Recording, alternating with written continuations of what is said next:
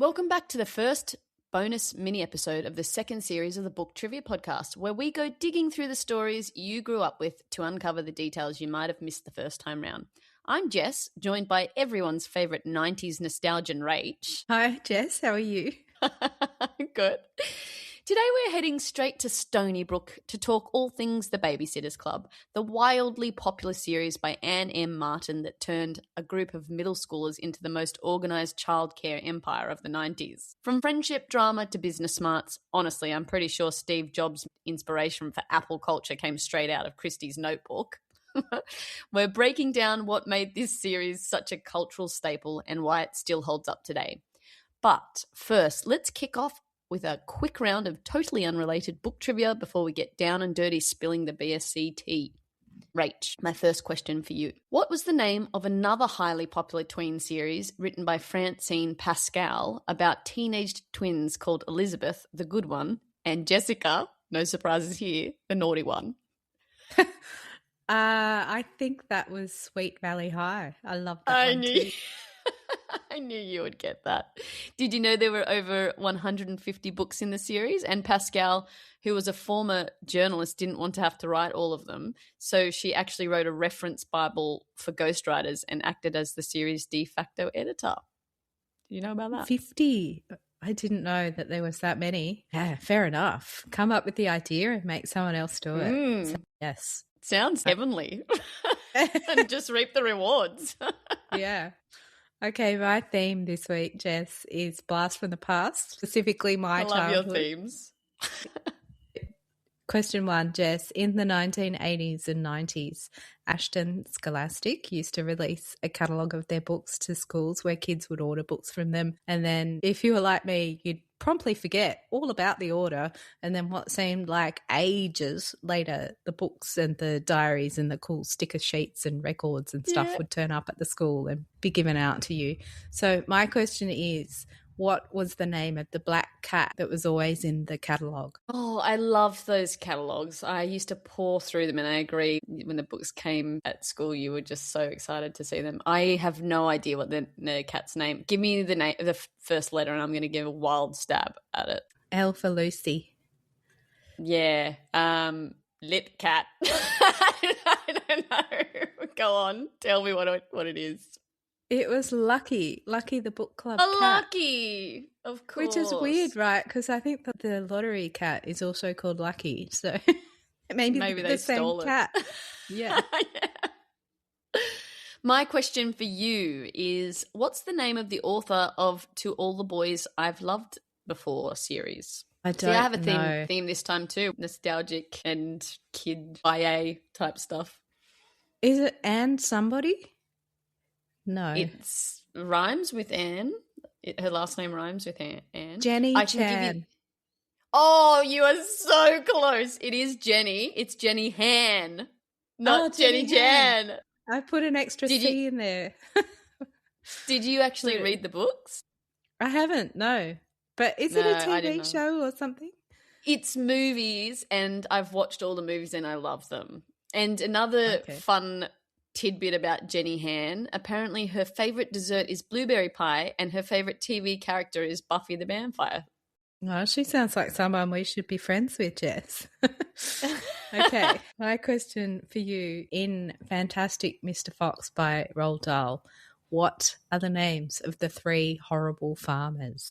Boggs, Bunce, and I'm going to feel so sad if I can't get this right. Badger or something. Boggs, Bunce, and... You're so close. Oh, I'm going to be so annoyed. You're going to have to tell it to me. I could give you a clue for the last one. Yeah, give me a clue. Heinz sells a lot of them in tins. Bean. Yeah. Boggs, Bunce, and Bean, of course. Boggis. I've got Boggis. Boggis, Bunce and Bean. Yeah, Boggis. Yeah, okay. Yeah. Fantastic Mr. Fox is almost my favourite Roald Dahl, only eclipsed by Matilda. I absolutely love Fantastic Mr. Fox. And the reason I remember the name so quickly is because I went to read my sonnet not that long ago as well. So, yeah, there you go. Wow. Yeah, okay. I should have known. I should have known it was Bean. Kicking myself. Boggis, Bunce and Bean. Let's talk about this episode's featured book, which is Kristy's Great Idea by Anne M. Martin, the first in the hugely successful Babysitters Club series from the 80s and 90s. This is also your spoiler warning. We're going to be talking about the whole book and series, so if you haven't read it and you don't want to be spoiled, this is your warning. Kristy's Great Idea was first published in August 1986, and the book is told from the point of view of Kirsten Amanda Thomas, a 12-year-old girl living in the fictional Stony Brook, Connecticut, who comes up with an idea to form a babysitters club with 3 friends. As it's the first in the series, it establishes the club and introduces the 4 main characters, Kristy, Marianne, Claudia, and Stacey. Jess, can you start us off with a fact about the book? I certainly can. Let's get cracking with a weird yet wonderful fact about how Anne describes the characters' clothes. In particular, Claudia's outfits are described in so much detail. For example, baggy plaid overalls, a fedora, red high tops, skeleton earrings. Did you ever wear that sort of stuff in the late 80s or 90s, Rach? I couldn't afford to, but I would have if I had unlimited budget. Love, love, love those descriptions. I mean, I can't talk. It was a bit later on in the 90s, but for much of my tweens, I was going through a weird punk phase. So I used to wear skater shorts and baggy jackets. In one stage, I had like purple and green hair. So anyway. Bit Avril Lavigne. I think I want to be Avril Lavigne, but well before she even came onto the scene. Anyway, back to Claudia. What I didn't realize is that her looks weren't just made up. They were actually pulled from catalogs, magazines, and whatever kids were wearing on TV at the time. So she's basically meant to feel like the coolest possible version of a 12-year-old in the 80s. So you're bang on saying that you wish that you had her outfits. Yes, I loved her outfits. That makes so much sense. Okay, random fact. Jess, Stony Brook is a fictional Connecticut town where 12-year-olds can ride their bikes to most places. It's located in Fairfield County, which is real, and it has a ritzy area, a harbour, farmland nearby, and it's nearby to Stanford and Bridgeport, and it's only an hour's train ride to New York City. First of all, why is this place fictional? Hello, it sounds amazing. Can we move there? Yeah, it sounds great. Anne M. Martin has confirmed that the descriptions of Stony Brook are actually based on Princeton, New Jersey, which is where Anne M. Martin grew up in the 1950s and 60s. New Jersey. It's not clear why Martin chose to set the club in Connecticut, but Martin did live in Connecticut for 1 year when she tried out being a teacher straight after college, so perhaps that is why. The internet has a theory on where Stony Brook could possibly be from the location information provided in the book. They've narrowed it down to either Norwich or Westport, and they've put their money on Westport for one very important reason. At the end of I Love Lucy, Desi and Lucy moved to Westport, Connecticut, and Anne's love of I Love Lucy is really well known, and she even mentions Lucy a lot throughout the Babysitters Club books. So let's agree with the internet and say that Stony Brook is basically a 1960s Princeton, New Jersey dropped onto the location of Westport, Connecticut. Mystery solved.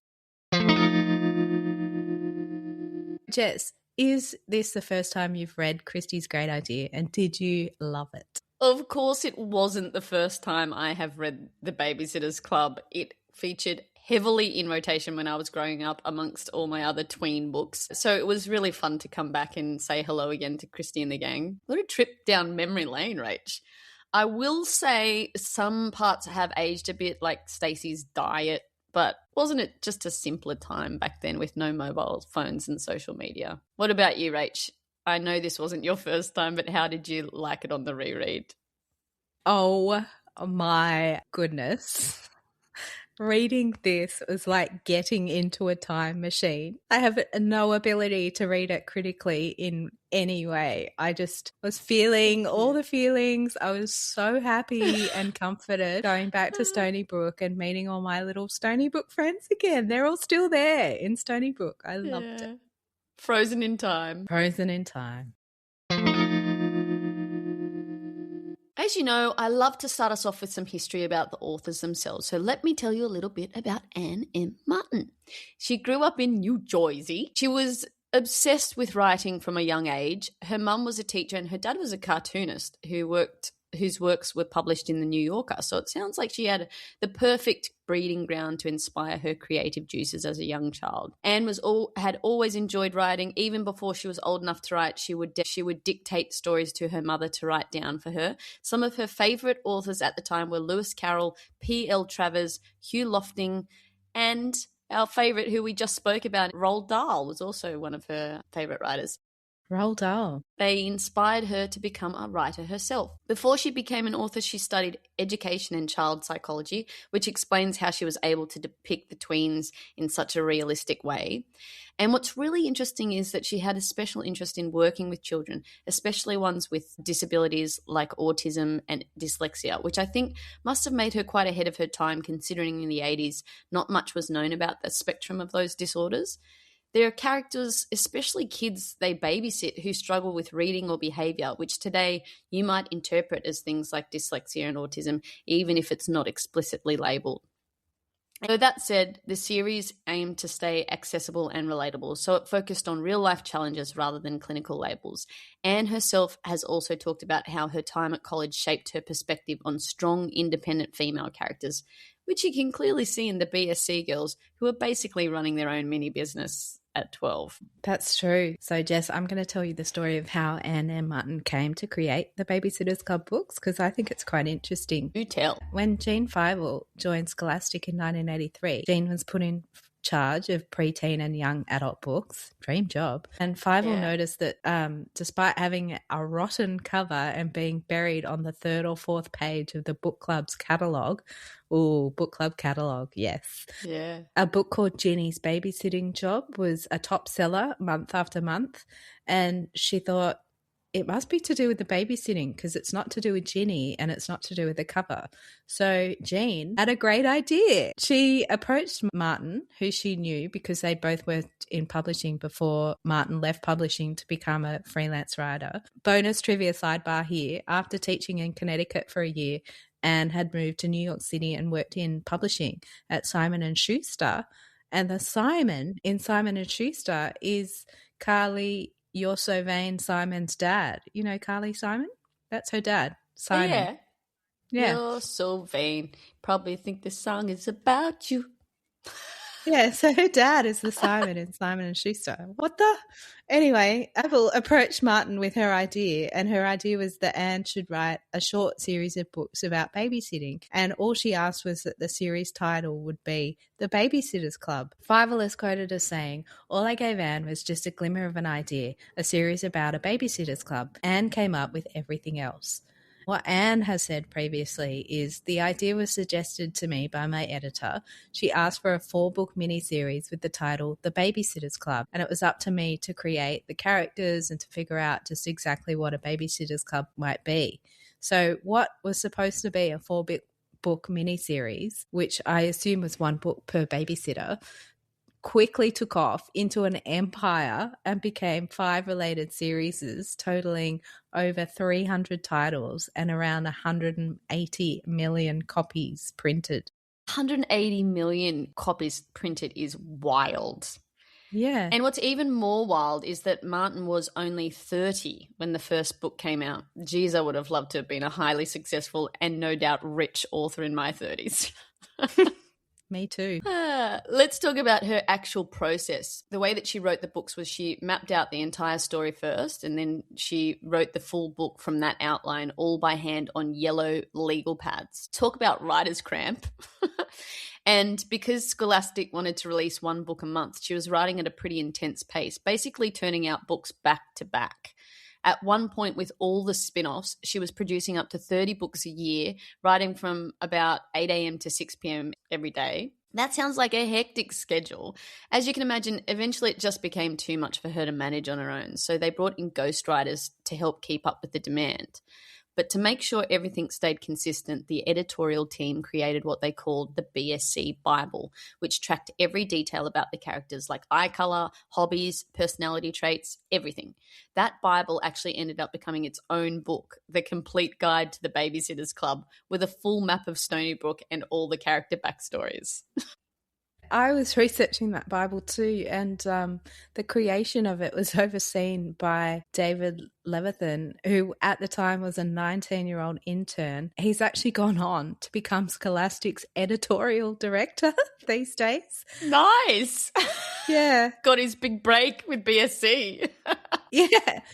Back then, he's this 19-year-old boy, and he said, I was this guy sitting on the subway, not only reading Babysitter's Club books, he was highlighting them to keep track of who spoke French and who had green eyes and so on. So that was one of his first jobs in the publishing industry, putting together that Bible that obviously then they thought, oh, we could publish this as a book and make a little bit more money. Anyway, that series went so well over the 80s and 90s, but around 1997, Martin was getting a little babysitted out. She'd written about 100 of the books herself.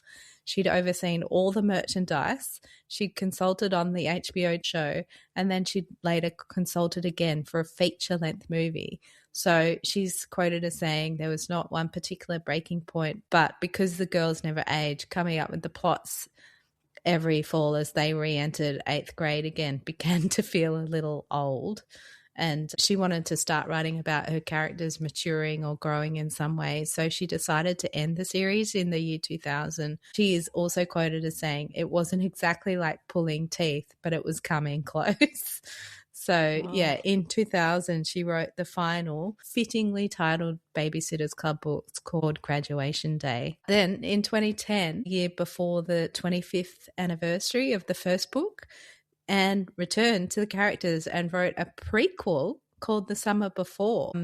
That's interesting. I didn't know there was a prequel kicking around. In 2009, all of the Babysitter's Club titles had gone out of print, and to celebrate that 25th anniversary and the prequel book, Scholastic reissued the first 7 Babysitter's Club books with new covers, and they did some important updates. References to outdated technology like Walkmans were removed, and Stacey's perm was replaced with an expensive haircut. They didn't go all out with the updates. Anne is quoted as saying, we felt if we set ourselves going down the road of cell phones, it would have just been crazy. So we didn't do that, but we just updated stuff about Stacey's diabetes, and we got rid of stuff like VCRs. Now, I noticed this because the version I picked up and read for this episode was different, because I actually remember the first book when I read it in the 80s or 90s had the word Xerox in it.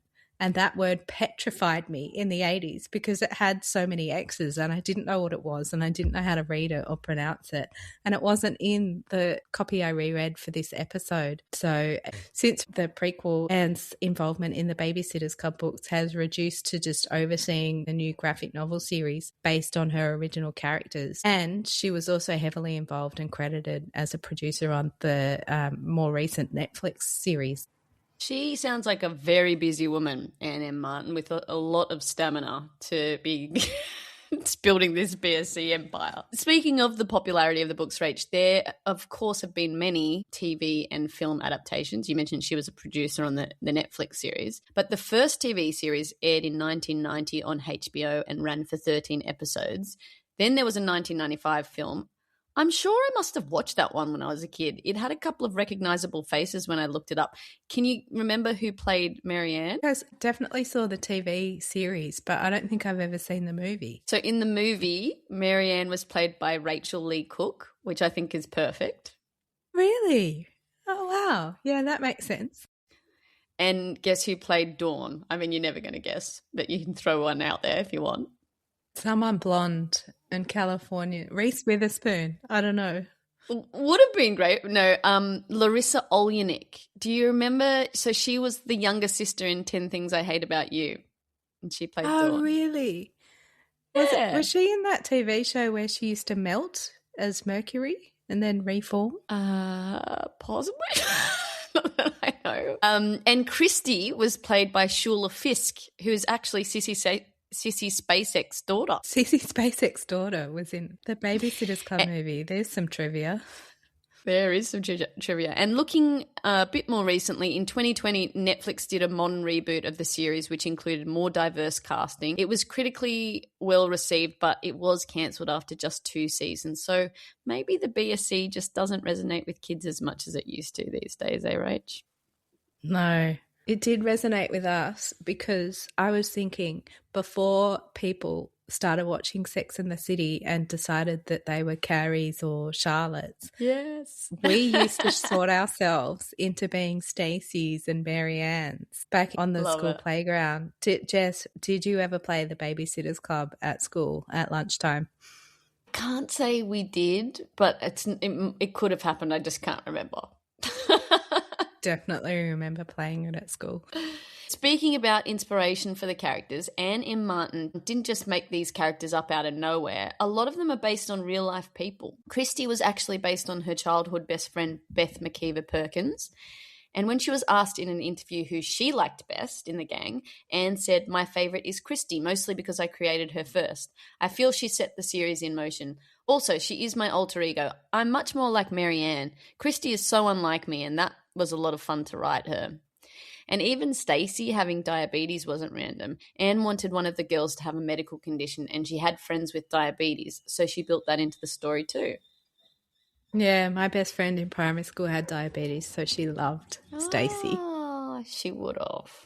The books were published so long ago that whole Stacey can't eat any junk food and has to pretend that she's on a diet, that's all now really out of date because the way diabetics manage their food intake is so different now. As mentioned, when they re-released the books, they had to update some of the things. So I'd actually be interested to get my hands on those updates and see how they handled Stacey's diabetes storyline in the updates. Jess, we've got to talk favourites. Babysitters Club. Who was your favourite? You know what, Rach? When I was younger, I would have said Mary Ann. She was probably my fave because she would have been the one that I most identified with, believe it or not. Mary when I was a Ann. tween. Yeah, when I was a tween and all through high school, I was really shy. And I remember later in the series, she has that glow up and she finds her confidence. And I loved that storyline. But if I had to choose today, I'd probably say I love loud and bossy Kristy, who I probably hated when I was a kid because she's a natural leader and I love her just do it energy, which is definitely how I try and live my life these days. So I've had my own Babysitters Club reformation. Well, what about you, Rach? Who was your favourite? Claudia Kishi forever. I love Claudia. We're never the same. Oh, I just loved her again when I reread her this time too. I love her. I love that she was so cool with her outfits, and I also love her junk food addiction, which I also have. And the coolest thing ever, she had a hollow book in her bookshelf and she was able to hide junk food in that. And oh my God, I wanted a hollow book so much when I was a kid. You probably had a hamburger phone too. You know how when we were kids, the hamburger phones are like the coolest thing? Yeah, well, she had her own private phone line and that was a cool thing as well. Jess, did you know that the internet says that Anne M. Martin is queer? A Vulture magazine article referenced that she wrote 4 Doll People books with her partner at the time, Laura Godwin. They've since broken up. So when that article came out, that was celebrated by so many corners of the internet because many of the Babysitters Club fans have forever said that Kristy is queer coded. And knowing that, I did take notice of a part in this book where Kristy states that she has 0 interest in boys. So I think the internet might have a point. Yeah, and I don't think she's ever married, either woman or man. So yeah, maybe she is. Yeah, okay. Perhaps. Well, anyone who has ever read a BSC book will also remember that most chapters start with a handwritten passage from each of the main babysitters. I personally loved that format when I was a kid. It felt like I was reading someone's actual diary and probably part of the magic for me. I looked it up, and did you know that even though each of these passages look unique, they were all created by one person in Scholastic's art department. I couldn't find out the name of the actual artist, but what we do know is that they deliberately made each style like it matched the character. We'll go through the characters. Yeah. Kristy's was was practical, no frills, for her boss personality. Mary Ann's was neat and organised script, which makes sense. Your favourite, Claudia, was messy and creative. And Stacey had a slightly more grown-up feel, which was neat and polished to reflect that she was the most worldly of the group. Jess, did you notice that Stacey does little love hearts over her eyes in her handwriting? Yes. When we were rereading? Yes. So I thought that was really cool when I was a kid, and I stole it from Stacey. And for years, I would write my eyes and dot the I's with a little love heart, and I'd completely forgotten about it. And years later, I would go back and find old school books and just die of embarrassment looking at my handwriting with my love heart eyes. So embarrassing. Must have taken you way longer to write stuff with hearts over the eyes every single time. I was a kid. I had nowhere to go and nothing to do. All the time in the world. Speaking of being a fan of Stacey, do you remember when Stacey was written out of the Babysitters Club, right? Yes, because my best friend was really upset. Yeah. It happened in BSC number 13, and it was called Goodbye Stacey, Goodbye. Stacey heads back to New York City. Of her decision to write Stacey out of the series, Martin told Entertainment Weekly, I thought it was reasonable that in a group of friends the size of the Babysitters Club, one member might move away at some point. Since Stacey hadn't grown up in Stony Brook, I thought it made sense that she might have to move back to New York City at some stage. But at that time, Stacey was BSC's most popular character, and as you said, fans were not pleased. Big mistake. Huge mistake. Stacey's huge fan base let it be known that they wanted her back in Stony Brook ASAP. So as a result, Stacey had her homecoming in BSC number 28, which was called Welcome Back, Stacey. Yeah, all the girls used to fight over who got to be Stacey when we played Babysitters Club at school. Like when you played Grease and everyone wanted to be Sandy. I always was made to be Frenchie. Frenchie. What's the matter, Sandy? Aren't you happy? No, Frenchie, but I think I know a way it could be. Anyway, rereading this was such a mood. It took me straight back to my Lucky Book Club catalogues, my sticker collections, slap bands. Do you remember those, Jess? You'd slap them onto your wrist. Oh, yeah. Friendship pins, bringing your ghetto blaster to school and making up dances with your friends, ripper skipper skipping ropes, choosing between lead lemonade or mellow yellow at the local roller skating rink, and, of course, reading Babysitters Club books. I was so deep in the Aston Scholastic Apple Paperback universe. There were a few copycat series which tried to build on the success of the Babysitters Club. So do you remember The Gymnasts, a little series that came out and stopped? No. Of the Evergreen Academy? No. And Peanut Butter and Jelly? Yes. Yes. I think that got a few books in and didn't take off, so they canned it. And then obviously when you got a little bit older, you got your Sweet Valley Highs with Francine Pascal. Do you remember any of the standalone Apple paperbacks, Jess, like Secrets in the Attic? Does that ring a bell? Yes, and of course. What about Sixth Grade Secrets? Did you ever read that? I don't think I ever read that one. Or there was another favourite of mine, Adrift Lost Girls, where all these girls got washed up on a desert island. I wish I could get all those books back. All of those books, they only had 1 or 2 editions come out before they were just canned for not being the next Babysitters Club.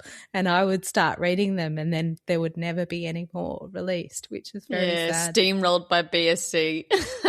Yeah. I also would try to read all the other Anne M. Martin books I could get my hands on. So I did manage to read as a kid Bummer Summer, which was her first ever book, and another book that she put out separate to the Babysitters Club universe called 10 Kids No Pets. Jess, in that book, 10 Kids No Pets, the family had a rule about laundry which still haunts me. I actually thought about it this morning. I'm not kidding. So they had 10 children and the rule was your clothes got put away in a pile and then you had to just wear whatever was on top of the pile. So you'd get one t-shirt and one pair of shorts and it didn't matter if they didn't go together, didn't matter if it wasn't your favourite. You had to wear that. Coming from, I was in a family of 10 kids and that is such a random Very random rule to set up. I don't see how it helps the household at all. I think the theory was that all the clothes wore out evenly and you couldn't just keep wearing your favourite T-shirt over and over again, because then that would wear out and you wouldn't be able to hand it down to the younger children. But I actually still feel guilty when I pick out something from the middle of the pile from my T-shirts, because it just went really deep in my psyche. And I didn't even live in a family of 10 kids. I don't know why that went in so deep. Anyway, one of the very specific joys I got from rereading this book was actually being able finally to look up the American terms while I was reading, compared to when I first read these in the 90s. So in this book alone, I had to research sloppy joes for lunch, fudge sickles, playground games called Foursquare and Tetherball, what playing Candyland entailed, and I had to refresh myself on what middle school is and why high school grades are freshman, sophomore, junior and senior. All of these things were such a headspin when I was a kid, because you had no way of knowing what any of this stuff was. And sometimes I had to wait years till I could figure it out, like Xerox. Speaking of not having any idea about the word Xerox, we have to talk about the weird and wonderful American food that gets referenced through the series. You already mentioned some, like sloppy joes. Claudia's room was basically like a teen's junk food fever dream. She's got things in there that I had never heard of as a kid, like Mallow Mars, Devil Dogs, Oreos, which I now love as an adult, ring dings, Twinkies. And then each character has very specific foods that they love and mentioned through the series. Shall I share some of the character foods faves, Rach? Yes, I want to know. Okay. So you've got Kristy, whose favourite is anchovy pizza, which I remember thinking sounded like Bath Town when I was a kid. And as an adult, I love me a salty anchovy. So do I. love I quite like anchovy on pizza too. But when I was a kid, I was like, what? Same. Stacey and Marianne had sweeter tooth. So Stacey loved blueberry pancakes and Marianne loved strawberry ice cream. Both, I have no complaints about those. And then later on in the series, we get introduced to Dawn, who loved tofu and healthy food, Shannon, who loved snickerdoodle cookies, whatever the heck they are, and Mallory, who randomly loved artichokes. Okay. Artichokes. Actually, you mentioned tofu, not specifically book one, but these books were definitely the first time I ever heard about tofu. And I reckon it took another 15 years before I ever saw it on a menu in Australia. You also mentioned autism, which again, I read about in these books, and then I didn't hear about it again for another 25 years in real life. She was so ahead of her time, wasn't she? Yeah, and just we were such a backwater back in the 80s in Australia. Yeah, true.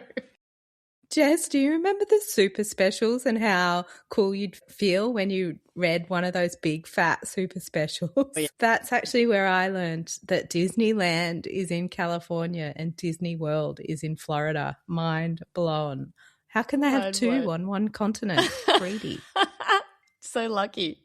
And I remember the New York super special where Stacey was back on home turf. And the other special I loved was the Island Adventure. So I think you mentioned a book about kids going to an island. Well, this one, the Babysitters Club, go on a tropical cruise and they end up getting stranded on an island and they have to work together on how to survive. So maybe that's why I love watching Survivor all these years later. Maybe. I do hope none of the BSC would have a tribal council to vote someone out. Anyway, I digress. Back to the facts. Even though there were over 200 books in the series, did you ever notice that the girls are basically stuck in a time loop, perennially at 12 to 13 years of age for the entire series? I think you did actually mention it. Well, that was a deliberate choice by the publishers so that the new readers could jump in at any point without needing a backstory. And the same school, same dynamics, etc., meant that it was a repeatable formula that was easy to keep writing. But as you mentioned, over time, even Anne M. Martin said it started to feel very limited and she felt very burnt out having to have the girls continue to re-enter 8th grade every year with no real character growth. Yeah, there's multiple Christmases and summer vacations and school year cycles, and they clearly can't all fit in one year. Anyway, Jess, I'm not sure because you're not on Substack as much as me. Last year, a little essay this man wrote went quite viral on Substack, where he was reading Boy Crazy Stacey to his daughter, and he wrote this article about how funny it was because the parents are just not there for the entire book. So they hire two 12-year-old babysitters to take their family of 8 children to the New Jersey shore. And then they just disappear. They're like, here's $20. We're going to this old-fashioned town for the day, and leave Stacey and Marianne in front of their entire family, including a baby. And this father is saying the 80s was a brilliant time for parenting. Why am I putting in all this effort and parenting my children when clearly I should just get some 12-year-olds from the local school to come in and do the work for me? The parents are just not there at all. Because also when I was reading, I was like, wow, 12 years old. Would I allow a 12-year-old to look after my kids? Probably I think you'd not. be getting a babysitter for your 12-year-old kid. Actually, the internet was divided on that because some Gen Xers were saying, yes, it totally was like this, and there were 12-year-olds looking after toddlers and babies. And other people were saying, no, that wasn't even realistic back in the 80s. It's more of a 1960s, 50s thing. What a time to be alive. Yeah. Do you know what, Rach? It wasn't just girls who loved these books. There's actually a pretty famous male author who has mentioned in interviews how beloved the BSC is to him. Can you guess who it is? I can't. Tell me. Who is it? It's friend of the pod, or pseudo friend of the pod. You mentioned him in a previous book trivia question. Lord Byron. John Green. Lord Byron. You've got it. It's Lord Byron. Massive Babysitters Club fan. But yes, John Green. So he said, I found the Babysitters Club and I was in love. I was in love with Stacey, of course, because she was awesome and cute and prone to getting herself into trouble. But I was also in love with the books. The BSC offered me characters whose conflicts were like my own, or at least relevant to my own. They experienced interpersonal conflict and even internal conflict. If I may paraphrase Faulkner when talking about the Babysitters Club, for me, at least, Stacey's griefs grieved on universal bones.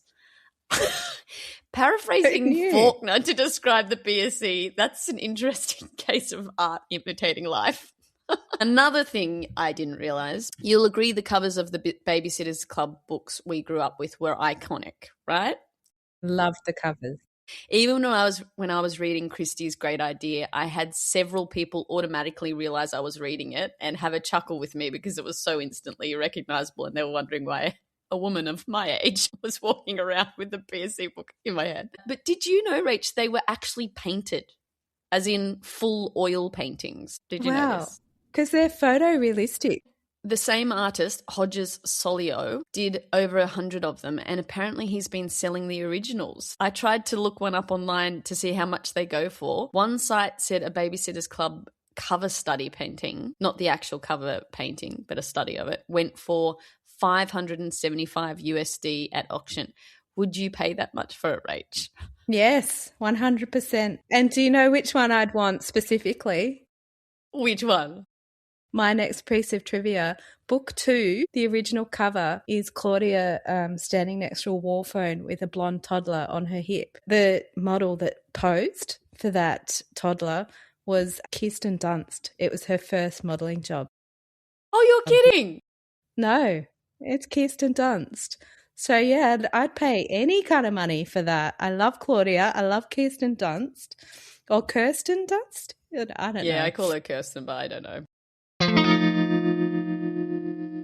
Jess, we better begin to wrap this episode up with a round of true or false. I'm going to start us off. So, true or false, Anne M. Martin and her best friend Beth used a holiday at the Jersey Shore and flirt with the lifeguards, just like Stacey did in Boy Crazy Stacey. Oh, true? It is true. Yeah, they used to make them sandwiches and flirt. How cute. The boys should be making them sandwiches, thank you. My true or false, and you will know it, actually. This is where we don't tell each other the true or falses, but the name for the series, The Babysitters Club, was decided on before anything else. I'm going to say true. Yeah. True. You already mentioned the editor had already come up with the basic idea, and then Anne built the characters and the plot behind it. So that's pretty funny because it's the opposite of how most books are created. Definitely the opposite. Okay, Jess, my last true or false. The M in Anne M. Martin stands for Matthew.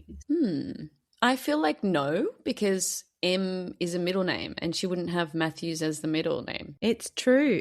Matthew was her Oh. mother's maiden name, and her parents wanted to name her Mary, but they couldn't because there was already a famous Mary Martin. So she was Anne. Anne Matthews Martin. Why didn't they just do the double barrel last name? I don't know. Maybe that hadn't been invented yet. My true or false for you. Anne M. Martin actually ran a real babysitting club as a kid, but it got shut down because one of the kids they were looking after broke their arm after falling out of a tree. I'm hoping that's false. Is it false? Yeah, I can never get you. In reality, she said that she and her best friend used to try and start all sorts of clubs growing up, but they never really lasted. They'd meet, they'd eat snacks, and then it would fizzle out after a couple of days. So not quite the highly organised operation Kristy was running. That sounds more like what I would do as a 12-year-old. Let's start a club, and then you just sit in a treehouse for an hour. Yeah. And chat. Yeah.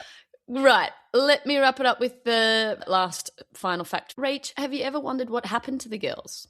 They'd all be in their 30s right now if they ever got off that time loop train. No, they'd be early. They'd be older. According to Anne M. Martin, Kristy is probably the head of something, maybe a business. That tracks. Claudia is an artist, also tracks. Stacey's doing something in fashion, not necessarily design, but maybe the business end.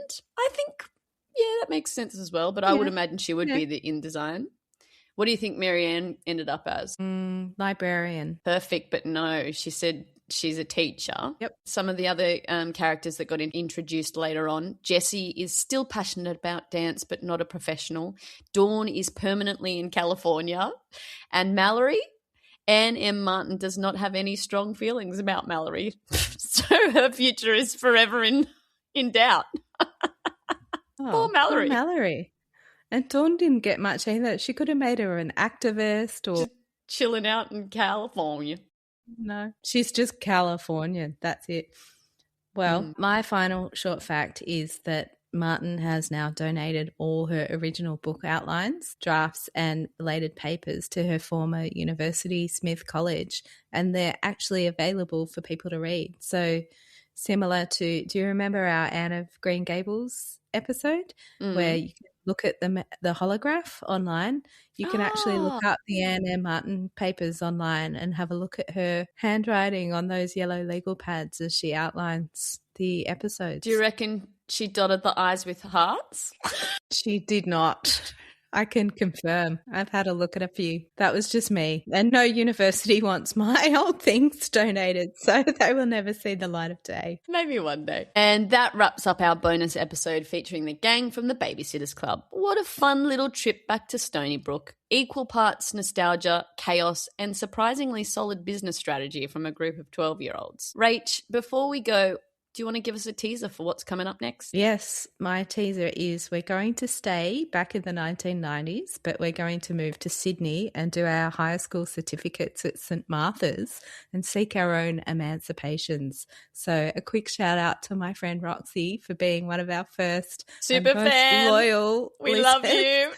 And she asked us to do this next book. So Jess, what's your teaser? My one is, again, I love to go a bit more abstract. Family expectations, complicated friendships, a past that won't stay buried, and the growing feeling that you just don't quite belong anywhere. Not at home, not at school, not even in your own skin. What are we talking about? Can't wait. Yay. Thank you so much for listening. And if you like this episode, please like and subscribe. And only if you liked it, rate and review our podcast on whichever podcasting app you use. Or better still, tell a friend to listen. For more book trivia, find us at booktriviapodcast.com.